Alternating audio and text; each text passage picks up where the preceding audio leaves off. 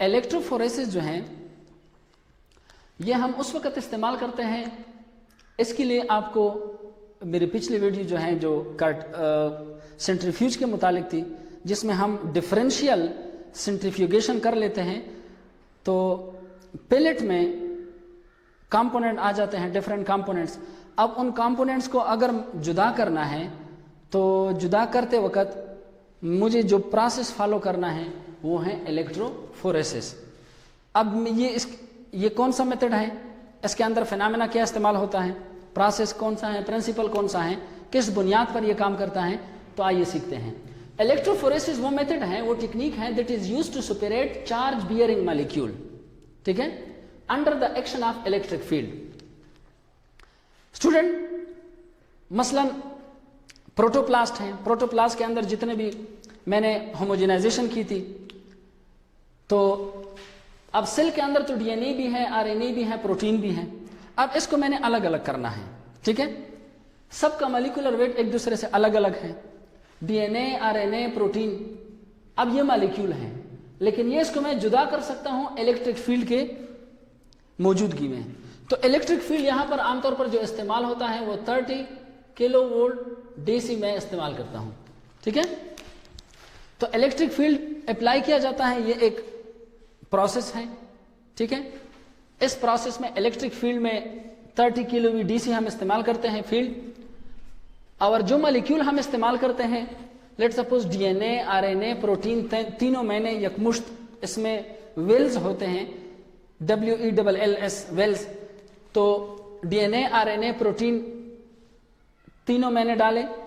अब on the basis of charge, ठीक है, तो ये एक दूसरे से सेपरेट हो जाते हैं। स्टूडेंट, आपको चार्ज के हवाले से बताता चलूं कि डीएनए जो है ये नेगेटिव चार्ज होते हैं, और ये आरएनए जो है ये भी नेगेटिव चार्ज होते हैं, जबकि ये प्रोटीन जो है ये पॉजिटिव भी हो सकते हैं, नेगेटिव भी हो सकते हैं, न्यूट्रल भी हो सकते हैं, और इसके अलावा दोनों हो सकते हैं, पोलर भी हो सकते हैं। तो नेगेटिव डीएनए नेगेटिव क्यों है? डीएनए के ऊपर नेगेटिव चार्ज होता है ड्यू टू फॉस्फेट ग्रुप।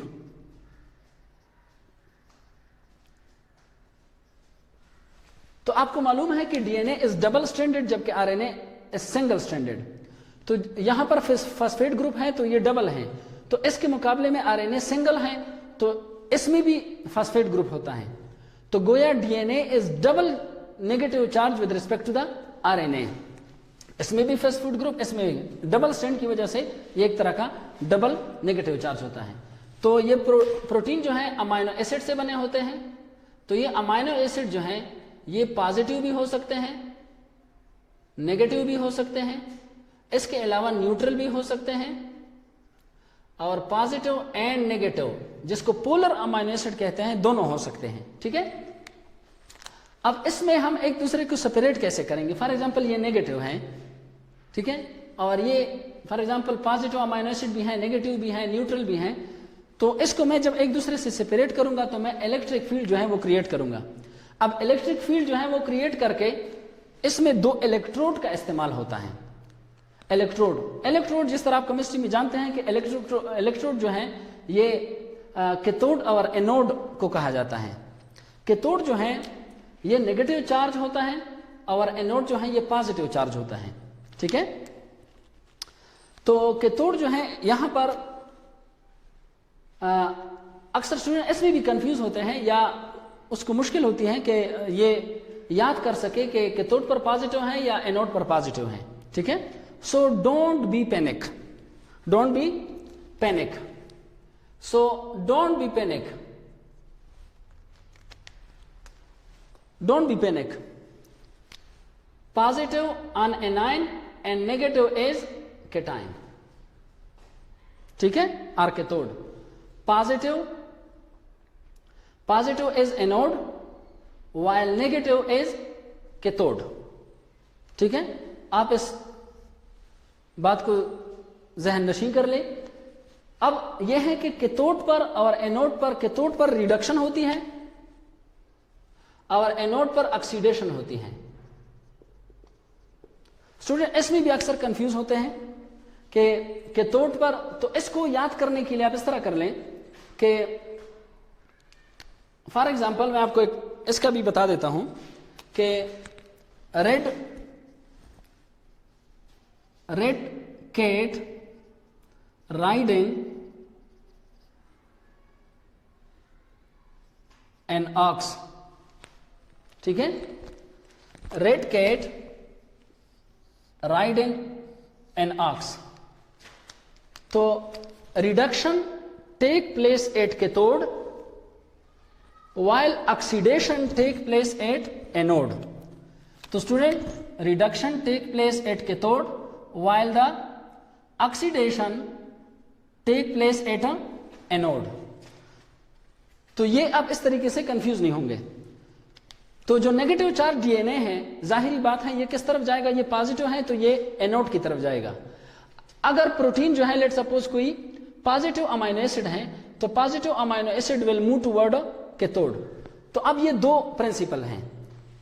तो एक तो ये है कि चार्ज के बेस पर ये जो मॉलिक्यूल हैं, ये चार्ज के बेस पर एक दूसरे से सेपरेट हो सकते हैं, एक ये है। दूसरा ये है कि साइज के बेस पर एक दूसरे से सेपरेट हो सकते हैं। जिस तरह आमतौर पर एक मोटा बंदा होता है, एक बंदा हेल्थी नॉर्मल बंदा होता है, तो मोटा बंदा जो है वो स्लो दौड़ता है और थिन बंदा जो है वो तेज दौड़ता है।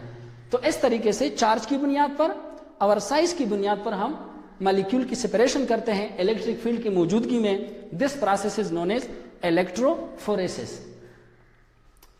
तो इलेक्ट्रोफोरेसिस जो है आमतौर पर बायोलॉजी में जब हम इस्तेमाल करते हैं वो जेल इलेक्ट्रोफोरेसिस होता है, क्योंकि इसमें जेल का इस्तेमाल होता है। तो दो तरह के जेल होते हैं, एक को कहते हैं एगारोस जेल, दूसरे को कहते हैं पॉलीएक्रिलामाइड जेल। एगारोस जेल तब इस्तेमाल करते हैं जब हम लार्ज डीएनए मॉलिक्यूल लेते हैं, यानी डीएनए मॉलिक्यूल हम ले लेते हैं, उसका कोई फ्रेगमेंट हो और वो फ्रेगमेंट जो है लार्ज फ्रेगमेंट हो। पॉलीएक्रिलामाइड जेल हम उस वक्त इस्तेमाल करते हैं जब शॉर्ट डीएनए फ्रेगमेंट हो, ठीक है, शॉर्ट डीएनए फ्रेगमेंट, और ये लार्ज डीएनए फ्रेगमेंट। तो कितना फ्रेगमेंट, ये तकरीबन 50 से लेकर 20 यूनिट 10 100,000 10,000 20,000 बेस पेयर का हो, और ये जो है 5 से लेकर 500 बेस पेयर का अगर कोई फ्रेगमेंट है तो उसके लिए पॉलीएक्रिलामाइड जेल इस्तेमाल होता है, ठीक है। तो इस बुनियाद पर डीएनए, आरएनए, प्रोटीन ये हम एक दूसरे से जुदा कर लेते हैं, और फिर जुदा करने के बाद फिर हम इस पर अल्ट्रावायलेट रेज, यूवी रेज पास कर देते हैं, तो उसके अक्स जो है वो सामने आ जाता है। तो इस तरीके से हम चार्ज मॉलिक्यूल एक दूसरे से जुदा कर देते हैं। बिस्मिल्लाहिर्रहमानिर्रहीम। Student, lecture number 6, class first year. Topic है स्पेक्ट्रोफोटोमेट्री। तो स्पेक्ट्रोफोटोमेट्री जो है ये कौन सा टेक्निक है, इसको हम क्यों इस्तेमाल करते हैं, तो आज का हमारा ये टॉपिक है।